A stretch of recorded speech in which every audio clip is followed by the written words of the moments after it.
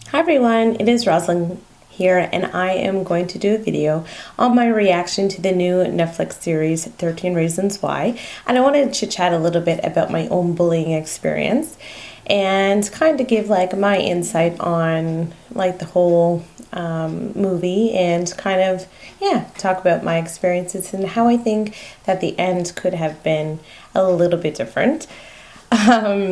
So if you don't know what 13 Reasons Why is, it is a new Netflix series that they put out about a girl named Hannah who ended up killing herself, and which is extremely tragic. But before she killed herself, she made 13 tapes explaining all of the different scenarios and characters and how they played into the part of her killing herself at the end. So it is an extremely powerful series, and it's supposed to be. And it's supposed to, I believe, make people have that conversation on how your actions and how you treat people really do have an impact on other people. And extremely important lesson. And I do think that it is important that everybody watch the video and take into consideration that everything that you do to another person has a ripple effect throughout time. What I didn't like about the series was the ending. I was kind of hoping that somewhere along the way she was going to not actually have killed herself, and that it was going to have some sort of twist ending where she didn't kill herself and she was going to, be alive, and then everybody still really could understand why she would have made that decision, but how she didn't, and maybe like it being, in the future and she's living a happy life, because high school experiences and high school bullying doesn't last forever. And that's where it kind of, I don't know, it left a pit in my stomach after watching it, because I didn't want other people who are in high school and experiencing bullying, somehow getting the idea that, what happened was, and, her making the tapes and her committing suicide was somehow the only choice. And I know that most people are going to say, well, obviously, Rossi, there's other choices other than killing yourself. But because it made it so glorified, I guess, and like there's such a big purpose behind it, and at that moment in time there was, but her life at that moment was terrible, and it was, but that's not how her life is going to be forever. Some people go through horrific things, and sometimes beauty can come out of horrific things. Sometimes people can live long, extremely, fulfilling, wonderful lives after terrible things happen to them. People have their families murdered and their children die, or, people are sexually assaulted and people are bullied, and there's awful things that happen in the world. But I honestly think that there are other things that you could do, and that, other than make that final decision that you're going to end your life. And, I think I come maybe from a little bit of, personal bias, because I've had people in my life kill themselves, and it is awful for the people who are left behind, which it does dictate obviously in the video. So, and I think a little bit of the video as well is for people to kind of think of their personal experiences, and have I ever been a victim of bullying, or maybe have I been the bully myself, and how have I impacted other people's life. And that's kind of what this video did for me, in the sense that I started thinking about my experiences with bullying. And for me, bullying started when I was in elementary school. I grew up poor. We didn't have very much to our name, and we didn't have name brand clothes. We didn't have all the toys and the cool things that the other kids had. I didn't have any of that. And, I didn't have a birthday party until my husband gave me a birthday party when we were dating. And my birthday party was still with my dad and my sister and everything, but he always couldn't understand why I hated birthdays and I hated Christmas and all that kind of stuff, because they were never like super fun times for me. I had the same birthday as another girl at school who was like way more popular than me, so I never had a birthday party. People would show up anyway. So so my bullying experience actually started when I was in elementary school. And I got picked out a lot in the sense that, and I didn't even know why. I think it was obviously my physical appearance. I had horrific hair and my front teeth were missing, and I wore hand-me-down clothes with trolls on them, and I remember having a brooch with a cat on it that I loved so much. And there was I think probably a lot of reasons for them to point me out, but I was a child. I didn't know. I didn't have any control over what was happening to me and how my life ended up, and that I wasn't born into money and all those types of things. So it was really shitty for me as, a young child. And there would be times where I just didn't understand, why I wasn't good enough, and, why I wasn't cool and why people didn't like me. I always thought that I was a great person. I always thought that I had lots to offer. I thought it was fun. And little things recess, everybody would go and play soccer. And I wasn't allowed to play soccer because I was not cool enough to play soccer. And I remember once trying to go and participate, and one of the cool guys literally ended up pushing me and was like, "You can't play with us," and called me some sort of name, pushed me down, and then I just never tried again. And I would look from the sidelines and I would long to just go and play and be with those people and be accepted, and I never was. And so elementary school, I knew I wasn't accepted and I wasn't cool.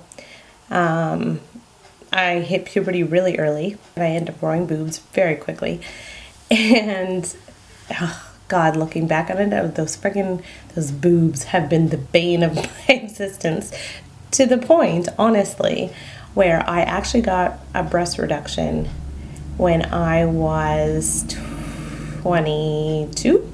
And because I hated the fact that I had boobs, because I got bullied so often because of them. My boobs were the center of attention all the time. No matter what I did, it was always the girl with the big boobs, or, when people would describe me and didn't know who I was, it was the boobs. And it got to the point where I got into a professional career and I couldn't look professional, so I ended up cutting them off. Now in hindsight, maybe not the best idea, but whatever. These bullies constantly made fun of me because I had big boobs. But instead of just, making fun of me because I had naturally big boobs, they would call me stuffy.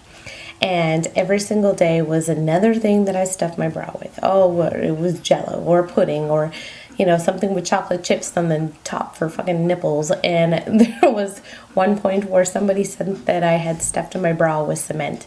And I, in my mind, logically, I'm thinking, a cement ball in a bra would be so heavy. How would somebody even do that?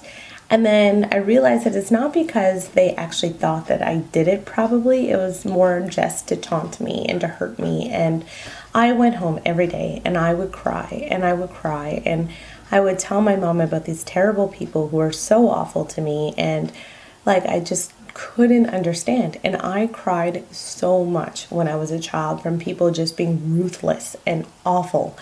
And my mom gave me like the worst advice now. And when I look back, like moms do, she was like, just go to school and tell them that you stuff your bra with 2-ply. And if they think that they can't bother you, then they will leave you alone. So I go to school. And of course the taunting starts. And I'm like, yeah, well, I stuffed my bra with 2-ply. So, And it made it so much worse. It was like instantaneous. Like, she stuffs her bra. She admitted it. So literally that went on for years. Like, not even like a couple months. Like, it went on for years. That was something that always made me extremely self-conscious and uncomfortable with my body and who I was. And I would try, and there would be times where I went like a month trying to wear boy clothes, and then I got teased for that. But I'm like, if I wear boy clothes, then they won't make fun of me because I have big boobs. Or I try being a bitch, and if I'm really mean, then people wouldn't tease me. Eventually got to the point where I just started being the bitch and being a bully myself after I got to high school. And I did it pretty much as a defense mechanism because, if I can beat the hell out of you, then you're not going to bully me, kind of thing. And that's where my mentality went for a long time. And I'm definitely not proud of it in hindsight. But when your whole existence at school is people making you feel worthless and undesirable and ugly, and that something is wrong with you every day for years, you start to think that those things are true. And not that those things are true, but you start to believe them, right? And there must be something wrong with me. I am an idiot. I am stupid. I am ugly. And then you make really dumb decisions because you believe these horrific things that people say about you, and they don't even, they don't care. And yeah, so I can definitely relate when it comes to, Hannah feeling helpless, and her just keep trying and trying and trying and trying. And I did, and I would keep trying. And eventually I just stopped trying, and I turned into a bully. And I'm not proud of it in hindsight, but it is definitely something that I felt like I had to do in order to make my existence easier. The fact that I was bullied affected everything that I did in school. I didn't go try to play sports because the jocks and the popular people played sports. So why would I go and try to hang out with these people when I know that they're just going to make fun of everything I do? I didn't want to be at school at all, so I would jig, and you're not going to go jig with the good kids in class. So I hung out with, not the greatest people in the world, which led me exposed to things I shouldn't have been exposed to. I would do anything that I could do to be accepted. So I hung out with older people, and older people, were like, oh God, you're cool. She's fun and all this. Any attention that I got, positive attention, I was like, these are my friends. But they weren't really my friends. So, but at that time, I felt awful all the time, and I just wanted it to stop. And when we're talking about the ripple effect that the movie tries to portray, and the fact that everything that you say and do to a person really actually does affect them, it is completely true. And I know that it's completely true, and I know that I've done things that I am not proud of to people, and if I could take them back, I would in a second. And for an example, there's one girl that I was at a choo-choo's dance, and choo-choo's, where I come from, is like a little mini bar, and we used to have teen dances, and I had this massive crush on this guy, and he wanted me to go beat up this girl, and for no other reason other than him telling me that he wanted me to, I did. I went and I beat her up. And at the time, I was like, whatever, I didn't give a shit. But every single time I seen her after that, we would fight. So we fought at the movies and we fought at school and I got kicked out. Like, it was just every single time that I seen her, we would fight. And in hindsight, it's awful. Like, ugh. But I was a fucking idiot, really. But, yeah, eventually I got older. I stopped thinking about her. It wasn't a thing. I, never came across her. And I had to go to an event or some sort of party or something with my best friend. And my best friend ended up being friends with her. And it came across, I'm like, oh, yeah, her, oh, such and such. And this is what used to happen. And she was like, yeah, I know. She told me that every single time that she would go to social settings where she didn't really know everybody, that people would try to fight with her.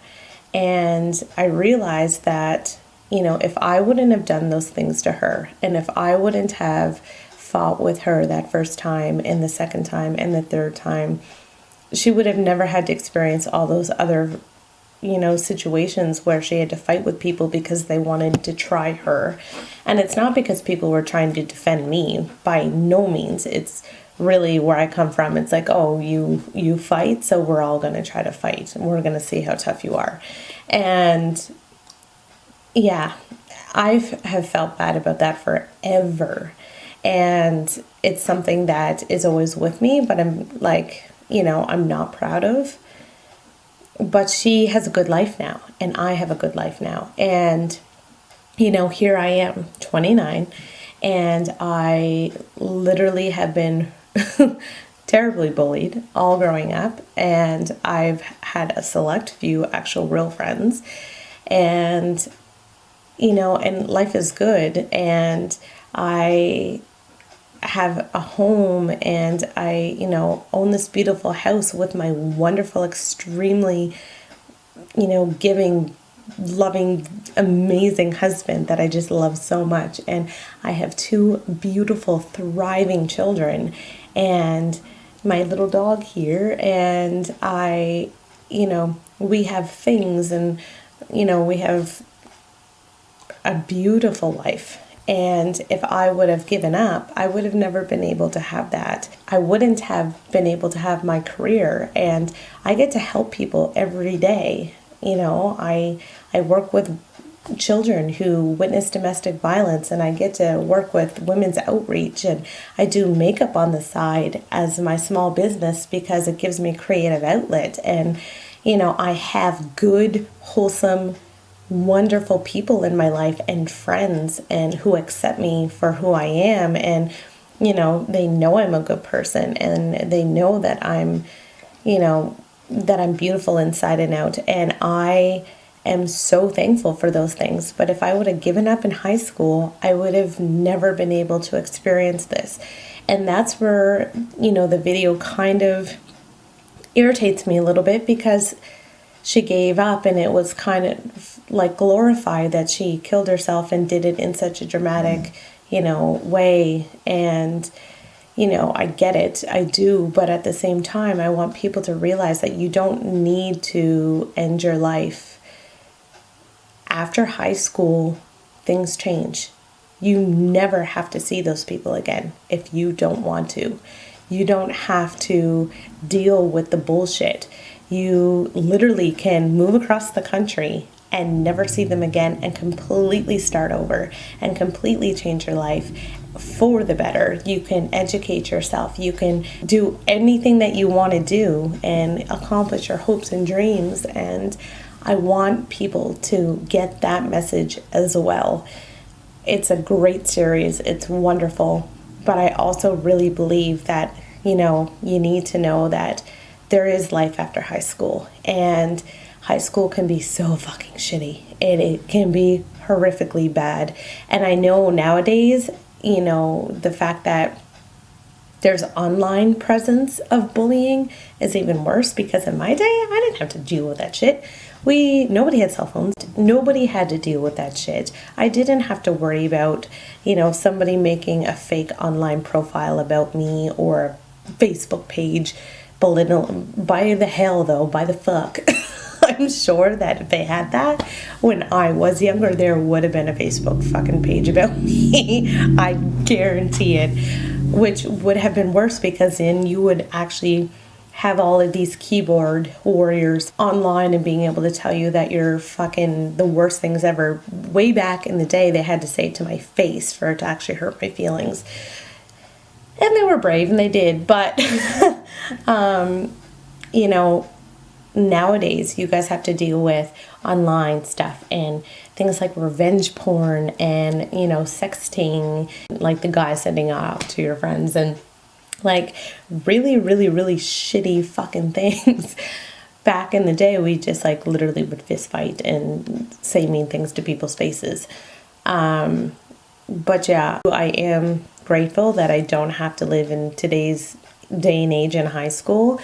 Nowadays, I'm obviously making this video that's going to go online, and I'm sure there's going to be these keyboard warriors who are like, you're a fucking idiot, you're so fat, you're so fucking ugly, I hate your voice, da, da, da. But I don't care, because I'm secure enough in myself and I'm confident, and I don't have to worry about people who I don't know and who don't know me saying horrific things about me, because I don't give a shit anymore. But when I was in elementary school, when I was in middle school, when I was in high school, that's all I could see. That my blinders, that was my life, and it was going to be like that forever, is what it felt like. But soon as I left high school, I was like literally never even see those people again, like ever. I actually have some of them on Facebook. I have some of them I don't. There are specific people that like still try to add me online, and I'm like, fuck no. Why in the fuck would I allow you to see my life and how happy I am and how good everything is in my life now? No, fuck you. I'm sorry for the language, but it's true. Like, no, you don't get to do that to somebody and then just be like, oh, well, let's stalk you online and see how, you know, happy you are. And yeah, no, whatever. Moral of the story, though, there is life after high school, and you know, you have so much more life to live, and so much good things can happen. And you know, if you're having mental health issues or you're having any sort of other issues, there is help out there, and it is so much more accepted to actually come out and say you feel that something is not okay. Maybe I'm really depressed, or maybe I'm having a lot of anxiety, or maybe I feel hopeless. There is help out there that you can try to get. And if the first person doesn't listen, then go to the next person. If that person doesn't listen, then go to the next person. By the time I get some of the people that I talk to in my career, I'm probably the 10th person that they talk to, but I will always listen. So I feel like there's a lot of people out there that can be very helpful. So I don't want other people to just give up. Don't give up. The last point that I'm going to make about this whole series and the video is parents. As parents, we need to raise better children. We need to raise a generation of children that is not going to go to school and make fun of somebody for their appearance, or the fact that they don't have money, or the fact that they're not as smart as somebody else because maybe they have a developmental delay or something cognitively wrong, or somebody who, you know, might not be as cool or as social as the other people. I have 2 sons, and my main priority with raising those children is to make sure that they are civilized, good, empathetic human beings. And I honestly believe that the rest of humanity should start raising children who don't think that bullying is an acceptable behavior. I could not tell you the impact it would have made on me if those people would have just left me alone. Even if they just would have left me alone and just didn't say anything to me. And it did not just the negative things, just didn't say anything to me. If you didn't like me, just don't talk to me. That would have been fine.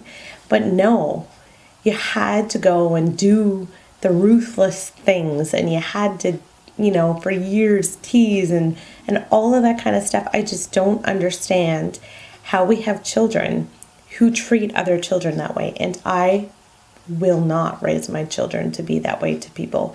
When my son comes home and we have real discussions and we have heart-to-hearts, because he is 10, when we have discussions about the little boy on the playground who doesn't play with anybody, who's always quiet, I always tell him, go talk to him, be friends with him.